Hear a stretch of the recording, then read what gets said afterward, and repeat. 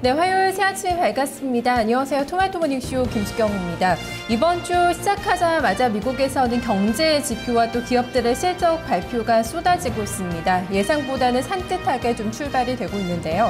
안개 속을 헤매고 있는 유럽 재정위기 그리고 우울한 3분기 어닝 시즌 전망 속에서 고개를 들었던 경계심이 다소나마 느슨해진 상태에서 이번 한 주도 시작이 되고 있습니다.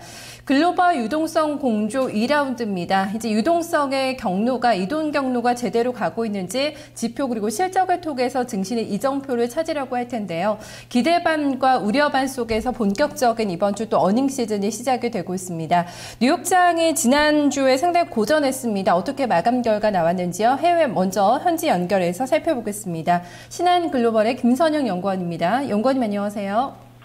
예, 안녕하십니까. 김선영입니다. 수고 많으십니다. 네, 반갑습니다. 뉴욕장이 호재가 많았던 것 같습니다. 마감 어떻게 나왔는지 전해주시죠. 예, 뉴욕 증시가 지난주에 하락세에서 벗어나 3대 지수가 모두 반등했습니다. 미국 내 소매 판매가 예상 밖의 증가세를 보인 데다 대형 금융사인 시티그룹의 실적 개선 소식이 겹친 것이 오늘 증시를 끌어올렸는데요.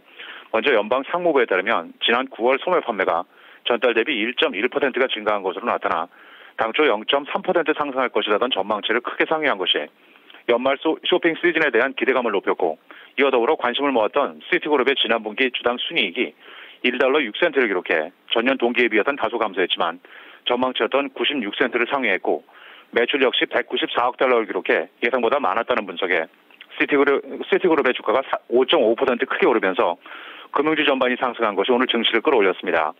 이 같은 호재들에도 불구하고 이번 달 들어서 뉴욕 지역의 제조업 지수가 여전히 위축 국면에서 벗어나지 못했다는 소식이 증시의 추가 상승을 저지했는데요. 뉴욕 연방은행에 따르면 10월 엠파이어 스테이트 제조업 지수가 마이너스 6.2를 기록해 마이너스 2.8이던 전망치보다 크게 악화된 것으로 나타났습니다. 오늘 주요 종목별 움직임을 보면 지난주 보도된 대로 일본의 소프트뱅크가 총 200억 달러를 투자해 미국 3위의 무선통신사인 스프린트의 지분 70%를 인수한다고 공식 발표를 했는데요. 오늘 스프린트의 주가가 1% 하락한 반면 스프린트가 대주주로 있는 광대역 통신망 보유업체 클리어와이어의 주가는 15%가 상승하면서 대조를 보였습니다. 아마존닷컴과 반도체 업체 텍사스 인슈먼트의 모바일 반도체 사업부 인수를 위해 협상 중이라는 이스라엘의 한 경제 매체의 보도에 텍사스 인슈먼트는 3.5%가 상승했고 아마존은 0.8% 올랐습니다. 마이크로소프트가 3천만 곡의 음악을 무료로 감상할 수 있는 새로운 엑스박스 뮤직 서비스를 런칭한다는 소식에 마이크로소프트가 1% 상승한 반면 경쟁사인 인터넷 라디오 업체 판도라 미디어는 4% 급락했습니다.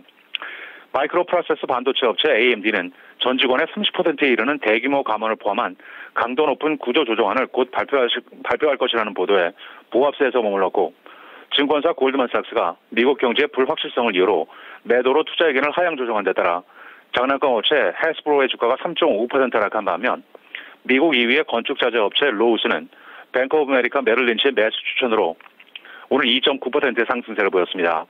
마지막으로 벤치마크인 미국의 10년 만기 국채 수익률은 지난주와 변화없이 1.66%의 거래를 마감했습니다.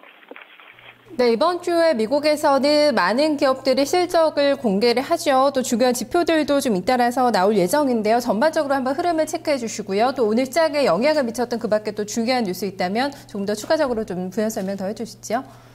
예, 남미의 볼리비아가 100년 만에 처음으로 글로벌 채권을 발행합니다. 최근 이머징 시장 채권 시장의 호황에 힘입은 것으로 올 한 해 이머징 시장에서 발행된 채권 규모는 557억 달러를 기록해 이미 작년도에 553억 달러를 넘어서고 있는 상황인데요. 볼리비아의 정부 관계자는 연말까지 5억 달러 규모의 글로벌 채권을 주관사인 뱅크 오브 아메리카와 골드만삭스를 통해 발행한다고 발표를 했습니다.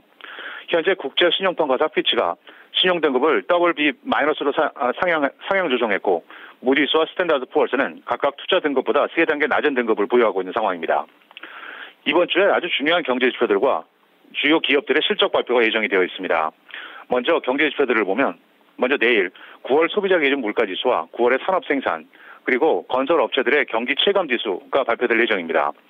10월 17일에는 9월의 신규주택 착공과 건설 허가 건수, 10월 18일에는 주간 고용지표와 컨퍼런스 보드의 9월 경기 선행지수, 그리고 10월 19일에는 부동산 중개인협회의 9월 기존주택 판매량과 10월 필라델피아 지역의 제조업 지수가 각각 발표될 예정입니다. 실적 발표 일정을 보면 먼저 10월 16일 존슨앤존슨과 코카콜라, 골드만삭스, IBM, 인텔 그리고 철도업체인 CSX가 실적을 발표하게 되고 17일에는 뱅크 오브 아메리카, 펩시, 자산운용사인 블랙락, 이베이, 카지노 업체인 윈 리조트 그리고 뱅크 오브 뉴욕, 10월 18일에는 금융업체인 모건 스탠리를 시작으로 노키아와 버라이전, 캐피탈원, 구글, 마이크로소프트, 샌드디스크, 이트레이드, 마지막으로 10월 19일에는 맥도널드와 허니웰 그리고 전자 일렉트릭이 각각 실적을 발표할 예정입니다. 지금까지 미국 현지에서 김선영입니다.